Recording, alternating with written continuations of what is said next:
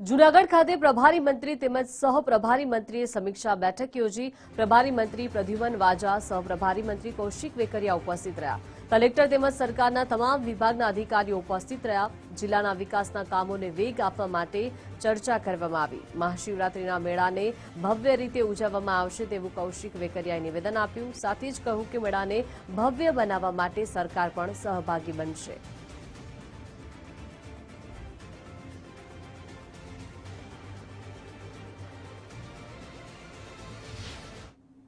આ વખતની અંદર રાજ્ય સરકારે એક નક્કી કર્યું છે કે જે રીતે મહાશિવરાત્રીનું આયોજન કરવામાં આવે છે એ પ્રકારે સરકાર પણ એમાં સહભાગી થઈ સરકાર પણ એમાં સરકારની પોતાની ગ્રાન્ટ આપશે।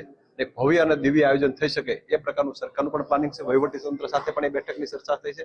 આગામી દિવસોની અંદર એનું સારી રીતે આયોજન કરી અને જે પણ આપણા શ્રદ્ધાળુઓ આવે છે એ સારી રીતે ઉત્સવ ઉજવી શકે એ પ્રકારનું ભવ્ય આયોજન કરવાનું છે અને સરકાર પણ એમાં પૂરતો સપોર્ટ પણ આપવાની છે।